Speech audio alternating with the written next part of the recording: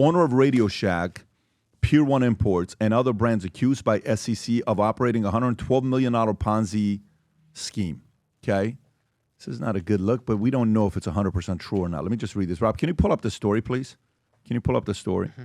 So a pair of e-commerce entrepreneurs who bought bankrupt retail giants, including Pier One Imports, RadioShack, Model Sporting Goods, have been accused of running a $112 million scheme. According to a new lawsuit, the U.S. Securities Exchange Commission accused Alex Mehr and Tai Lopez, founder members of Miami-based retail e-commerce venture, by duping investors out of $112 million, according to the federal Southern District of Florida filing obtained by the Post. Mehr and Lopez were known for snatching up struggling brick-and-mortar brands and attempting to rebrand them as online shops.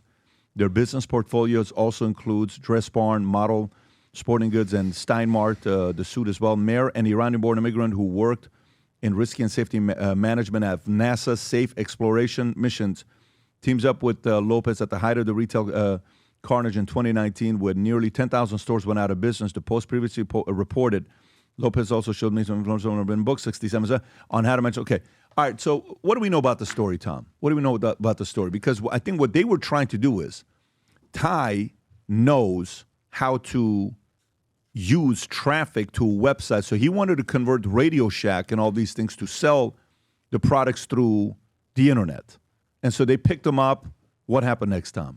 Well, apparently what he and his business partner did is says, hey, these are great brands. People remember Pier One Imports. It used to almost be kind of a combination of IKEA and, restoration hardware. You could buy all these things at Pier One Imports, decorate your house and all stuff like that. And so these brands, and RadioShack, you used to go there to get dish, you used to go there to get computers. You worked with RadioShack many years ago when you were doing Sprint, right? You guys were doing your phone. Absolutely. RadioShack had what was called the store within a store. So one wall of RadioShack was Sprint, and Sprint had put this wall together in partnership with RadioShack for Sprint PCS, and they cranked out volume, and they were in all these small cities. They had kiosks, they had all these things going on. So once upon a time, these brands meant something to Americans, and they apparently, the SEC is saying, here's what you did. You took these two brands, you tried to get people to invest, and you were using those,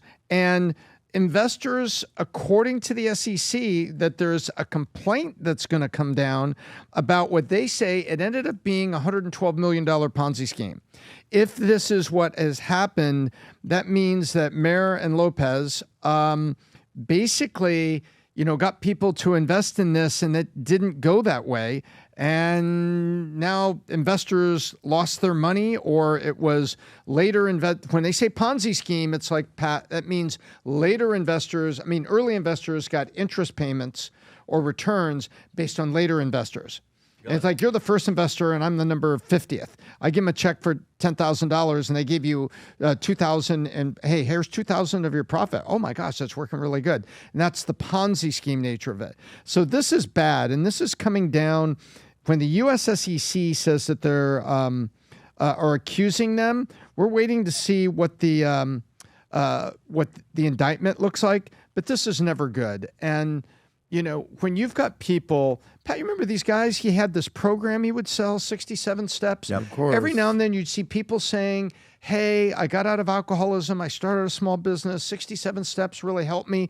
I like that. That's a great story. And if on the other side of this, if this indictment comes down and then these guys are guilty, that's really sad. But right now, I think we got to let the SEC do its work.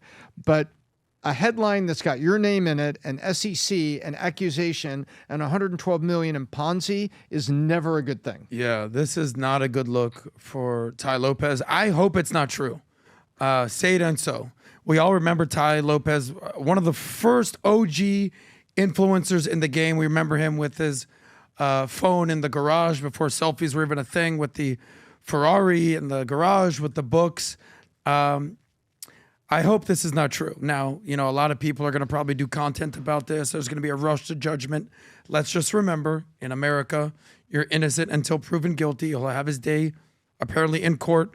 But I hope, for Tai's sake, that he wouldn't do something like this. But this is why, Pat always says, you never know. You got to play the long game with certain people. So we'll see what happens. Yeah, What do you think, PBD? I hope nothing happens to these guys. At one point, his content did inspire a lot of young guys, and I think Alex Mehr actually built a real business. It was like a book business, something like that? No, not the book business. Alex actually built something that somebody bought. Yeah. And what was the business that he built, Rob? Can you pull it up? He was it was a date. It was, I'm trying to see if it was a dating site or Zoosk. There it is, Zoosk. So go up to that one. Zoosk? Zoosk. Oh, Zoosk. He's the founder of Zoosk. Yeah. So what did Zoosk sell for? Can you pull up what Zoosk sold for?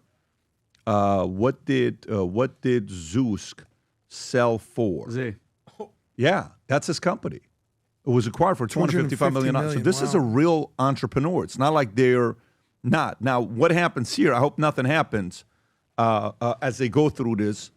And who knows? Sometimes on the way you make enemies and people come after you. I hope this is a story that comes and leaves and they're fine and they continue growing their businesses. For her take, if you or somebody you know, Rob, just put the link below if you don't mind. Put the link below if you want to nominate anybody.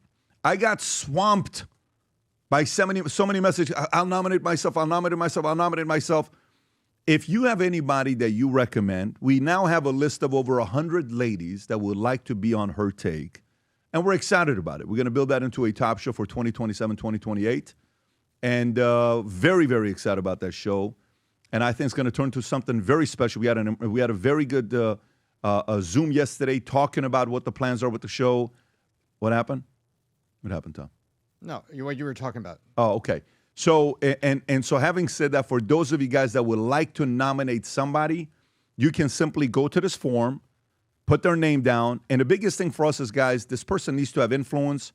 You know, some of you guys are putting some, look, I've never posted a video on YouTube before. I've never done anything, but I think I would be great. We need folks that have experience doing this. So if there's anybody you like that you want to nominate, put their names there. Or if it's yourself and you're somebody that you've done a lot of content and you want to be part of the show, we'd love to talk to you. We're looking for the host. We're looking for co-host. We're looking for co-hosts because we're going to have a rotation because a lot of people live in different places. But the person that would be the main host, we need that person to be in South Florida because we want to drive a lot of eyeballs to Her Take. This was one of the biggest weeks of eyeballs going to Her Take. And it's a phenomenal concept that we're excited about long term. So again, Rob, did you put the link in comment section in the description? And it's also pinned. Yep. Fantastic. Just go click on a link, nominate anybody you think would be good on that show. We would love to speak with them. If you enjoyed this video, you want to watch more videos like this, click here. And if you want to watch the entire podcast, click here.